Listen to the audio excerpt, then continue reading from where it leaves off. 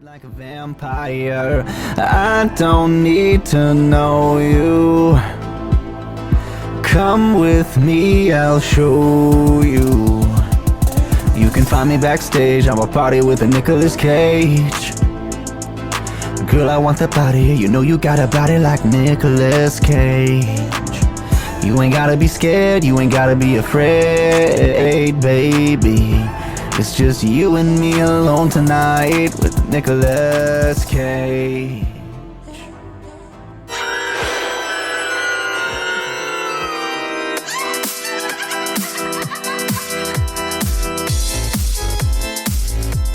Happy early Halloween, guys. Are you guys in the zone now? The Halloween spirit? I know it's a bit early. I was actually wondering why Halloween didn't start back in August. Yeah, I'm really surprised. And now we have Christmas, like, creeping up. It's like, oh yeah, get the fuck out of here, Mariah Carey. I don't know about y'all, but I feel like there's not a lot of decorations out, like, in my area this year. I feel like comparatively last year, that was already busting out, but...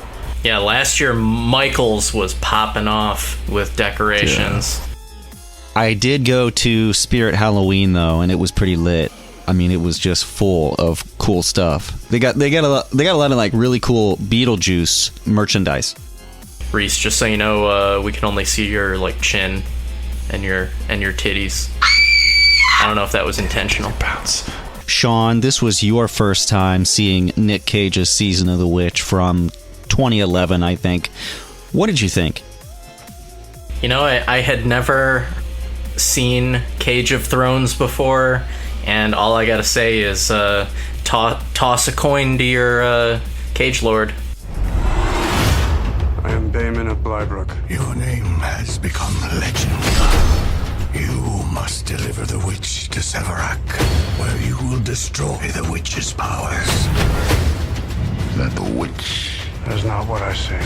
I will take the girl, but if she is not what you say, she will not be yours to burn. You're not like the others. Do you believe I'm a witch, Bayman? Don't be deceived. She sees the weakness that lies in our hearts. And what she sees there, she will use against us. You're not afraid of me. Are you? These men are prepared for battle. You have to get in line behind me. She'll turn one man against another. They must be punished. Let's finish this.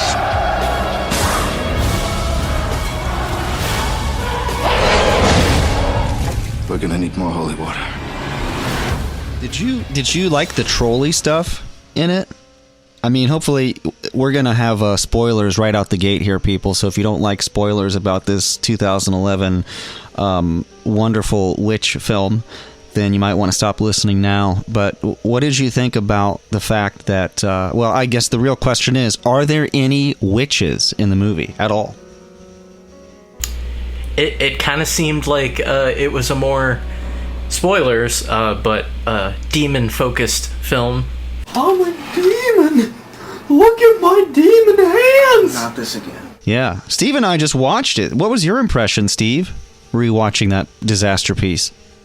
So, I watched this, I think, pretty much when it came out, and it was at the same time as another movie, Sorcerer's Apprentice, and I constantly confuse elements of these movies, so rewatching it was very eye-opening as to... I think when I think back on these movies, I combine some of the good elements of both of them, and I remember them as good films, but I think individually they have enough wrong with them that...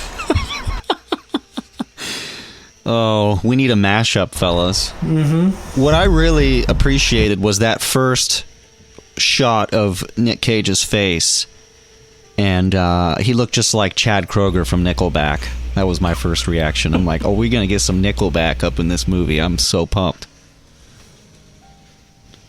I liked how, like, right off the get-go, they're just like, oh, here's the Hound from Game of Thrones.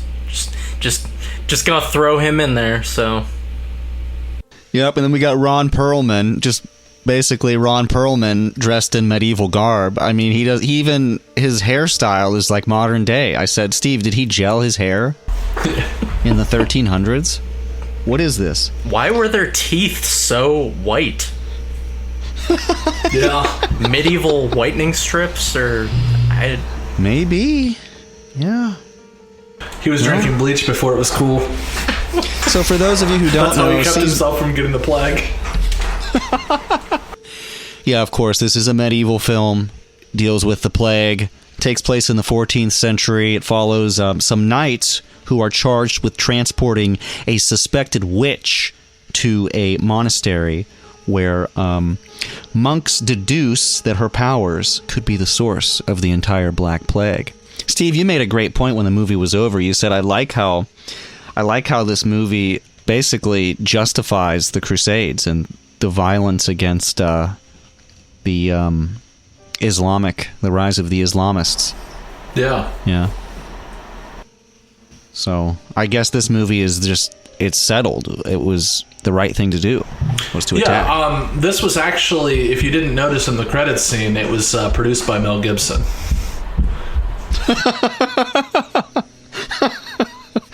Yeah. Man, No, there's some real questions about the theology I have. What were you going to say, Shawn? it finally completes the Mel Gibson Holy Trinity.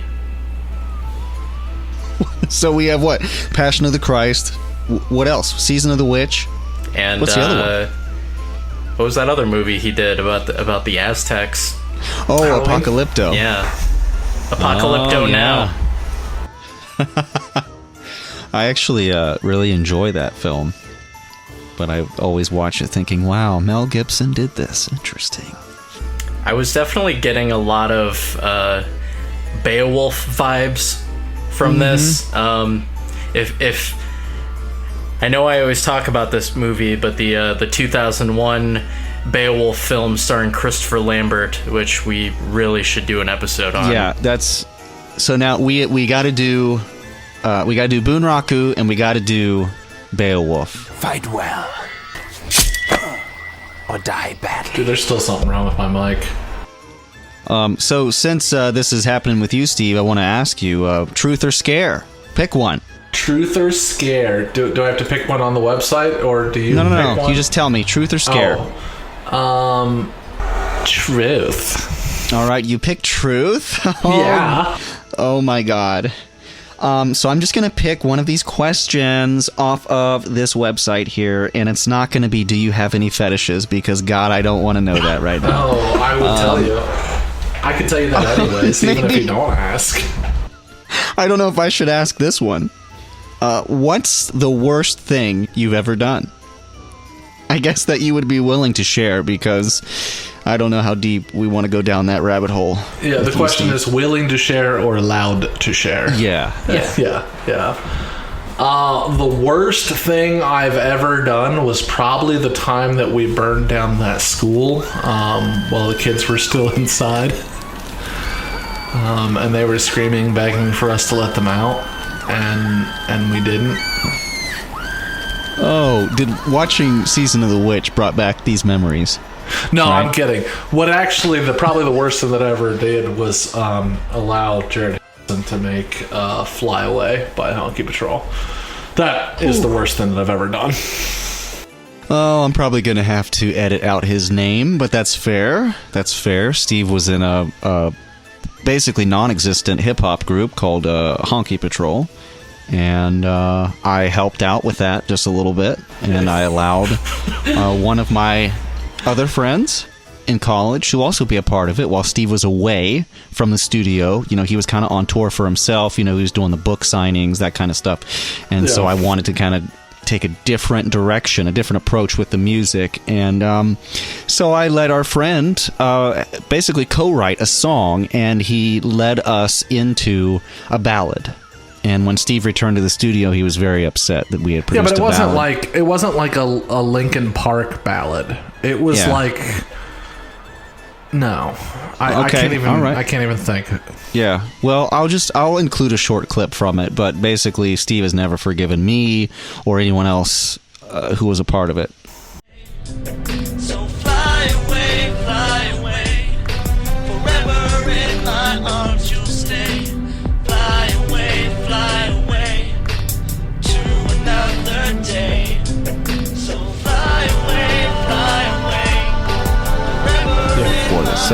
I don't see how that's the worst thing. I think you're just using that question to kind of channel it into attacking someone else, and that's okay. But it's not really answering the question. But that's all right.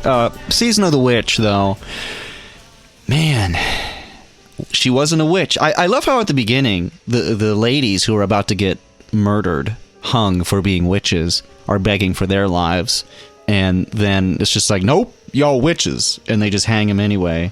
And it's, your first reaction is, this is awful. This stuff really happened back in the day. This is terrible. But then in the immediate scene that precedes that, the priest comes back like in the middle of the night. He's like, I gotta bring these women up because you can't just leave them soaking. By the way, I just said soaking. That is trending. It was recently. Don't look that up. Do you know what that is, Shawn? You gotta do some hump jumping. There was some witch soaking happening in this movie. So he comes back by himself to pull them up out of the water. They're hanging there from their necks, and he ends up falling in. I'm like, Steve, why didn't he get one of his church buddies to come help him? I mean, you know how hard it is to pull a body out of water with a rope up onto a bridge? Yeah. So he falls in, and turns out they got like superhuman Evil Dead powers. They are witches. Like they needed to be killed. Jesus. I just like any movie that starts out with doing a fatality on a priest. Fatality. Yep.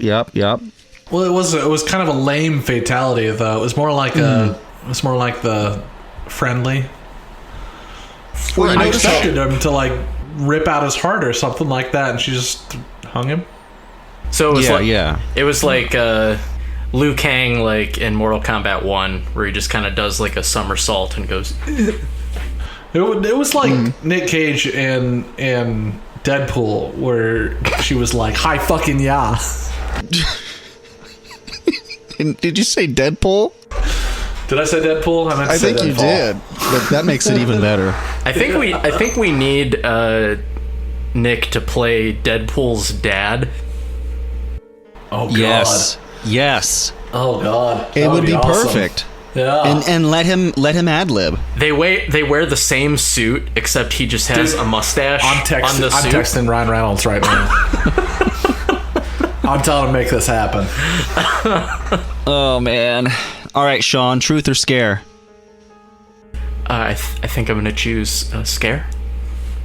I'm glad you chose scare. Scare is actually really lame. I wasn't able to think of anything good, so just tell me something scary, bro. What's something you gotta try to scare us? A scary story? It's gotta be brief though. What's something scary? Not this movie. It was kind of scary. Tell us about your voodoo experience. Was there something scary out of that when you went to New Orleans? Well, so there was this situation where I specifically tried to find the most authentic voodoo shop in New Orleans. Okay. And I found this place called Voodoo Authentica, and shout out to them. It's gotta be. I bought probably like $150 worth of voodoo shit, and I was carrying it because I didn't want anything to get broken. I was carrying it in a backpack on the plane. Pretty much just had that in my backpack and like a few other things, and I was like, "That's amazing, guys. If we crash, sorry." It's your bad mojo. And we did have like an 8-hour layover, so that was pretty scary. Yeah.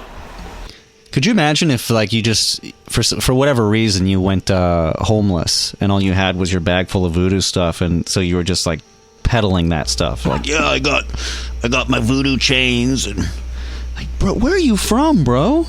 I was more wondering if somebody in airport security was just gonna be like,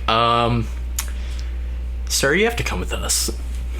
What would you have done though if you were at that voodoo place and they had shrunken heads, and you saw one that was really grotesque looking, and so you asked the employee, like, hey, is that a real head? Like, yeah, I can prove it.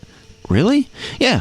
And then he just like opens the curtain, and there's the body back there without its head. You know that they But it's a shrunken body. What? They shrunk the whole... it's just a midget. It's a midget person. You know they Or I'm sorry, what's the correct term nowadays? I don't even know. A little person? Small person? Is it? I don't know. What's the... Little Women? Yeah. Pretty Little Liars? Yeah. No, I didn't see any shrunken heads, but I did go, well, at that shop. Okay. But I did go to the Museum of Death, which is, about some things that you would expect, and they actually did have an authentic shrunken head there. Oh, wow. Really cool place, especially if you're into the occult or serial killers or stuff like that. They actually have a theater in the back, which is also where what you eat. Yeah. Which is where the bathroom is. And it pretty much, they just play videos on loop of just like dead bodies and like morticians doing stuff and like stuff like that. And the Grave music videos. Yeah, and that's in New Orleans? Yes. Yep. Okay, because I went to a Museum of Death in Hollywood.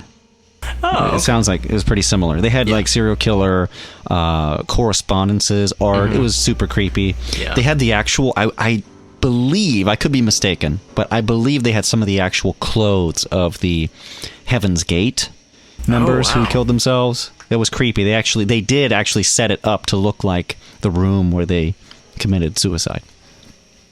Yeah, very unsettling. So, Season of the Witch, not to be confused with the Season of the Witch film from the 70s, directed by George Romero. Haven't seen that one. I just happened to see that it had the same title. Probably I would guess, a much more solid film, though this one has its merits for a lot of unintentional reasons. I like how it's also not a remake of Halloween 3, Season of the Witch. Oh, yeah, right. But maybe it should be. So, the very beginning of the movie, they have the battle sequences. They have all these historical battles. I like how they really make you believe this is a historical film. Like you could watch this in your high school history class or something. I did, actually. Oh, did you? Yeah. They have all these huge epic battles, which are really just the CG green screen stuff going on, and it looks like 300. I even said this looks like 300, and then Nick Cage's character was like, let's send 300 men over there and 300 men over there. Like, see, they even know it. It's in the dialogue. Yeah. Speaking of things in the dialogue. Oh, no, wait. They were going to kill 300 people apiece. Wasn't that it? You take the 300 to the left, I'll take the 300 on the right. That's right. Speaking of dialogue, Shawn, did you happen to catch at the very end of the movie when Ron Perlman was talking about tag teaming his mom with Cage? I missed that. Yeah. He said, I want to take you back to the valley where I was born. My forefathers used to sit in a particular hole. We can hang out there together. When this is over, I think I'd like to see the valley where I was born. I have no such yearning for home. Oh, well, then come with me. I will show you my home. And we will sit in the hall where my forefathers sat and drink ale, tell tales few men have lived to tell. Pretty fucked up. But also appropriate for the time. Yeah, they probably did some weird shit back then, I would think. What gets me is how naive Nick Cage's character, I don't even remember his name, Bayman? Yeah, Bayman. Baymax. I think it was Baymax. Yeah. Bayman. Beowulf. It was Beowulf. Yeah, this was Big Hero 6, guys. Did you not notice? There was Baymax, there was Enrique, there was Ballsack. Ballsack. Actually, we were wrong. We thought his name was Ballsack the whole movie. I'm looking at it now. His name was actually De Ballsack. The Ballsack. Sorry. De Ballsack, yeah. The Ballsack. Oh, man, it's so fitting. It's a proper noun. Yeah, they all have these medieval names, and then you get like Claire Foy, the girl. Yeah. They should have put like the demon. Just spoiled it right there in the credits. Demon. Yeah. Claire Foy as the witch and then cross out the witch. I mean, the demon. I did really like that the altar boy, the actor that plays him. I forget his name, but I really like him. He's from this show called Misfits. Okay. This British like kind of superhero-y That's show. where I've seen him before. Yeah. I knew I recognized him, and I couldn't place it. Yeah, I didn't recognize him. I think he's Didn't also recognize in what is it, Umbrella Academy? I haven't seen it. But Is he? Yeah, he is in Umbrella Academy. You're right. Yeah. And he also did this movie with David Tennant called Bad Samaritan, where he's like a kid that accidentally stumbles upon this serial killer. Okay. That sounds interesting. Yeah. Yeah, you know, I believe that this movie probably helped a lot of these actors with their careers. A lot of these actors that maybe this was a first or early film for them. Because, you know, the performances weren't really terrible in a lot of places. It was just, for me, bad writing, you know, maybe some poor direction, bad effects, that kind of stuff. But I can't really fault a lot of the acting. I mean, they had what they had to work with. Ron Perlman was just like, I'm going to be myself, basically. You could have just like copy and pasted him right out of Blade 2. Was that what he was in? The second one? Was he in Blade? Wasn't he in Blade 2? I don't know. Well, you're looking that up. Yeah. Truth or Scare? Oh. I don't think... Yeah, he was Reinhardt in Blade 2 from 2002. I was alive then, if you can believe that. Did you just ask me Truth or Scare? Yeah. Well, I'm going to say Scare. Scare? Because I want to share the story. Steve, weren't you a part of this story? Steve, weren't we both little kids in this play at Middle Ohio Valley Players, directed by I was in the play. You were helping me out, I think. If this is the story that I remember. Yeah, well, I was helping you out somehow. I was like a backstage worker. This was Christmas Carol, right? I think so. Yeah, so this was Christmas Carol. I was playing the parts of young Scrooge, and then I was also like one of the homeless kids or something in the Ghost of Christmas Future. Okay. And who was the director? The director, I do not remember his name. Wasn't his name John something? I don't remember if it was John. Part of the story was about how we learned he's a pedophile. Yeah, well, in West Virginia, he was a convicted pedophile, I guess. Mm-hmm. Yeah. Or had some sort of a criminal record, but he was working somehow in Ohio as a director for a youth production, because this was a youth production. There were some adults, but most of them were kids. So, because MOVP had a number of like adult-only productions, but there were two a year, one summer and one winter, where like kids also were in them. Yeah, including us. So I don't remember if you were in the play or if you were just helping me out for this reason. But because of me playing vastly different roles of young Scrooge being very, well dressed, and then the homeless kids being covered in dirt makeup, and they were relatively quickly in between the two, I had to go from being filthy to very clean. Maybe that was it. Relatively quickly. I was your assistant. Yeah, and so there was this changing room down in the basement. It gets good. Yeah, sorry, I'm taking over your story, but clearly I remember more of the details. Yeah.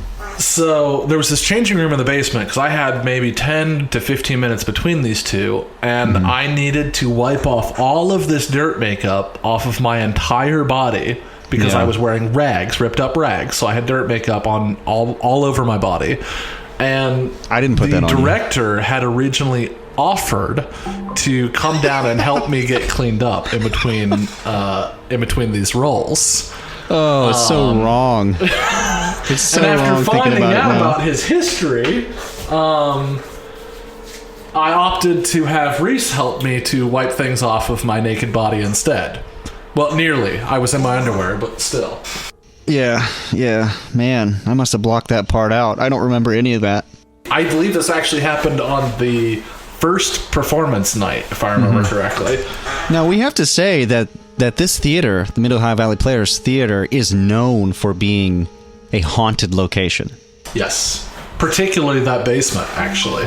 I didn't know that. But the basement, if it's still like it was, is very creepy. Because when you go in that basement, it's all just rock walls and a dirt floor, and it goes way into the back where there's no light. And then in part of the wall, it looks like there's some damage there where you can walk through it. It's a big hole, basically. And what I was told is that leads to under the city.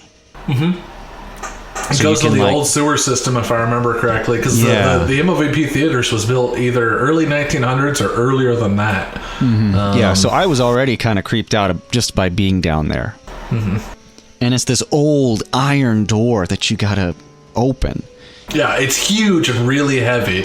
Yeah. So continue the story, Steve. What happened to us while we were down there? You take it from here. Well, just what I remember is we were down there and you were doing your costume change. Is that what was going on?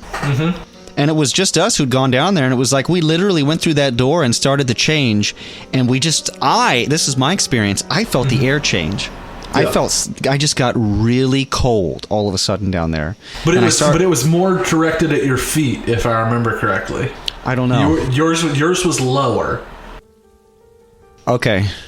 Maybe I said that then. I just remember I felt this coolness, and it kind of perked me up. I was nervous. And then that door just slammed shut. And then the two of us we were scared, and we were trying to open it. And it was like there was this force preventing us from opening that door for a few seconds. And we were finally able to get it open, and we ran upstairs.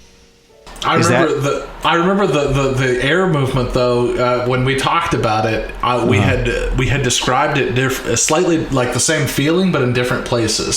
So for me, I felt it like strongly at like an upper body area, and you had felt it more of a lower body area, almost like it was passing by, and it wasn't. That was our justification that it wasn't a breeze, I guess. Yeah. Turns out our pedophile director wasn't the real threat there. Yeah, or the only threat. Apparently there were a lot of people that wanted to come at me when I had my pants off. I miss the old days. I believe it. I believe that. Yeah. Wow. So that's my scary story from way back when. We had to be what? Middle schoolers? Yeah. I think I was 8th grade. 8th grade. They made a movie about that. Grade. I'm waiting for the sequel. 9th grade. Ooh. Come on. What else we got? What else we want to say about Season of the Witch? Nick's really bad at going over bridges. Dude, that whole scene. That's when Steve and I kind of realized. Well, that's when I said these guys are idiots. I mean, because they are dumbasses, we're stuck with this like 15-minute scene of them trying to cross this bridge. Yeah. My first thought whenever Nick walked across with the horse was that he was just like going to get to the other side and be like, somebody else take the wagon. I'm already over here. There's no other bridge. Yeah. Oh, I'm sorry to bring this up, guys, but it reminded me of an episode of Squid Game, which I do recommend. There is a game in that show where they have to cross this bridge, and it might actually be one of the most unsettling sequences for me. And I have a slight fear of heights, but it's just kind of how that all goes down in that episode. Yeah, go watch Squid Game. I liked it. It's got some intense scenes. If I watch it and there's no tentacle sex, then I will be very disappointed. Oh, that's coming in the anime version. They finally get that witch who is just... I mean, how dumb do you have to be?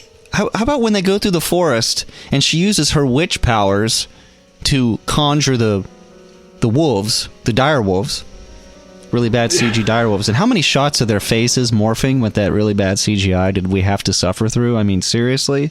American Wolf in Jerusalem. Not to mention that every single one of those wolves was thrown on top of the swords. Yeah. But, I mean, Nick took him out like a champ. Yeah. So that was sweet. He should be in the new Resident Evil movie, because those dogs are going to be toast. Oh man, yeah, we should talk about that. Did you see it, Steve? I haven't. Is Well, it then out you- or is it Just the trailer. It's just okay. a trailer dropped recently. I thought it looked intriguing, but with every Resident Evil movie I see, I just wonder, why don't they just follow the games? They did that in the beginning. Well, this one seems like it's The first one kind of followed the game. Yeah, this one seems the closest. More This than one any of the seems other like ones it's going to be did. the closest. I mean, this one literally. I mean, spoiler for the trailer, but they end with the iconic like dude eating somebody and then turns around and he's a zombie scene. Yeah, that's cool to see. Yeah. Yeah, It's go watch it, interesting. Steve. They look like they're doing like Resident Evil 1 and 2 like simultaneously. Yeah, We'll see I how it definitely want to see it. The trailer has my interest. Yeah, I'm not hating on it, but I just always think like, why? The games are just, the original games have such a simple premise, and I think it feels like they always try to just pack the movies full of stuff, but at the same time, the game itself is inspired by really old, simple horror movies. So, I mean, what am I really asking for here? I actually did just beat Resident Evil Village. Are you satisfied with the ending? I liked it. I thought it was I thought it had a lot of variety, and it was more action oriented than 7, but it's still like it's one of those games where they have enemies kind of like do kind of jump scary type things. Like, okay, it's more so you're more mobile. Your character's like a better fighter, but they also give you enemies that are more equipped on taking you on. All right. Like, especially like the lichens and stuff, like those things. It's just like, get the fuck away from me. Yeah, I do want to play it. I should. So if you guys are ready, I have today's episode of Two Truths and a Lie. Oh, Two Truths and a Lie. The famous segment. Yeah. All right. So, as you know, I have 3 trivia facts for you, and one of them is one a of lie. these is a lie. And we haven't actually revealed what the lie was from the last time. And do you think I should? no, but I'm just saying I didn't actually do my research. I don't know. I still don't know. If you don't want to do your research, subscribe to our Patreon, There we go. and I will post it there. That's what I want to hear. We'll have to I don't know if you're kidding or not, but I want to hear that. We'll have to make that Patreon then. I think we have one. I just don't think there's anything on it. I think I just did it to reserve the username. Basically. All right, let's hear it. These better be be scary factoids. We'll edit. Fact number 1. Nick did not know how to ride a horse prior to this movie. Oh, come on. Fact number 2. Claire Foy, the girl, met her husband on the set of this movie. That happens like every Nick Cage movie. So Fact number 3. Ron Perlman improv the rescue scene at the end where he saved Cage. improv the rescue scene at the end. Yeah, remember after he was dead, he came back and he rescued Cage from, or was it Cage or was it? No, it wasn't Cage. It was the kid. Yeah. Yeah. I don't think there's any possible way that 3 is it, because they're just like, oh yeah, sorry, Ron Perlman ad-libbed this scene. Now you have to do like 100 hours more of CG work. So Shawn says number 3, Ron Perlman. Reese, what do you say?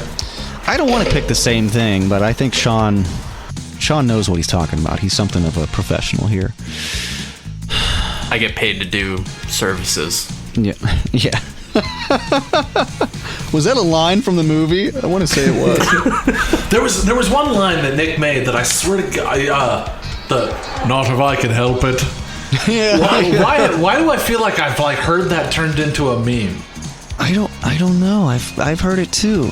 Yeah, but it's been outside of this movie, and I swear I've heard it as a meme somewhere. Or like as another character, wanted... or like Lord of the Rings or something. Yeah. I don't know. So what's your choice, Reese? I'm gonna go with number 1.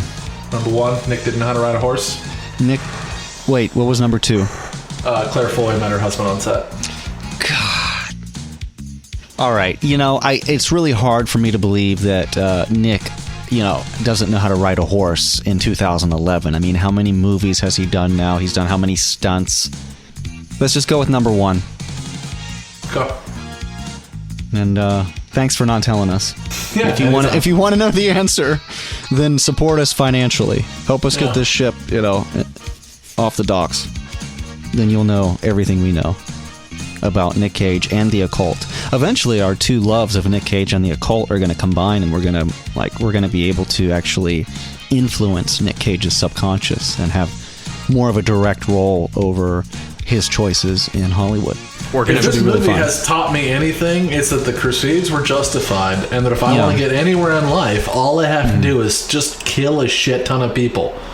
Yeah. That's it. And dogs. And dogs. And women and children. But then afterwards regret it. So what is that? They are the best of the best. They are hardcore warriors. I'm not really sure. That was always kind of like... They were like at one point. What do you call it? They were Gary Sues. Gary Sues. I mean, they basically couldn't be killed, is what I'm saying. At least at the beginning, they just won every battle. They were super powerful, but then all of a sudden, they break into the enemy's courtyard and realize, oh my God, we're killing women and children. Is that what really happens in war? Oh my God, peace, bro. Put down your swords. So what happened was Nick was a good Christian noodle, and then he saw Babe, who, and he's like, man, maybe I should just become an atheist. I just think about what Nick Cage said in real life in an interview somewhere where, obviously I'm paraphrasing, but how he grew up with all brothers, and so women have always been kind of a mystique for him. He's always been enchanted, which wasn't the word, but you know what I'm saying, right? And that kind of, I feel like he brought that to this character. This dude doesn't know anything about women. Like, they're telling him she's a witch. He's like, yeah, but I just... Yeah, but she's hot. She's hot, and I want to believe what she's saying, bro. Well, I mean, he's part of God's army, so, I mean, they can't just be like... He's sexually frustrated. He fights for God, but, he fucks. Well, Ron Perlman does. That's made very clear. That's true. Yeah, and then was it Ron Perlman that just like turned to him and is just like, man, God's got a lot of enemies. Yeah. Or he said something like it. Or no, Nick said it sucks to be one of God's enemies. Or God has a lot of enemies. And then Ron Perlman says, well, it's not very good being his friend either. They're very true to their faith, clearly. Yeah. Oh, a lot of religious questions arise when you watch this, and then I guess we should just end it with the epic battle at the end with the CG demon. I mean, that Disney's was pretty tight. gargoyles. Yeah. Oh yeah, yeah. Although, Shawn, have you seen Troll Hunters? I have not actually. No? Okay. So the demon at the demon at the end reminds me a lot of one of the changelings. It's there's like an Asian teacher woman that is a changeling, and she looks almost identical to that demon in her demon goblin form, whatever it is. The demon was very generic looking to me. My favorite part was that the little baby demons would fly into the zombie priest's mouths.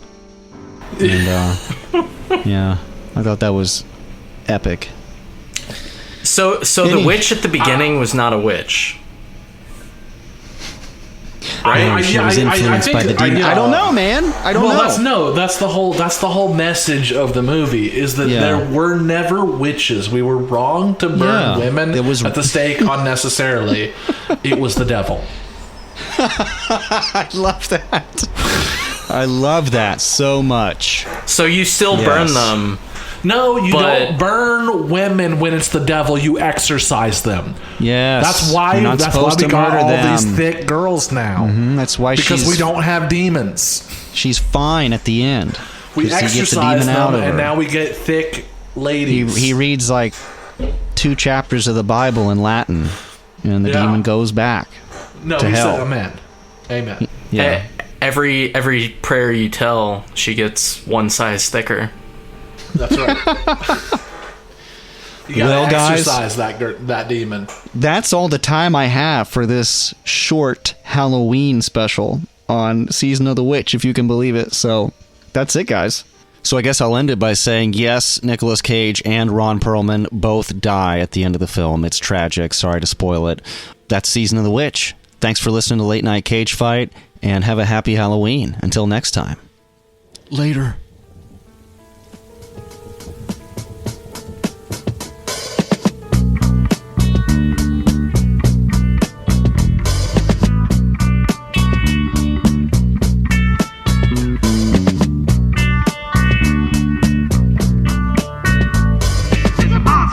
Living under your bed, that monster, he needs to be fed. He's a monster, living under the bed, that monster.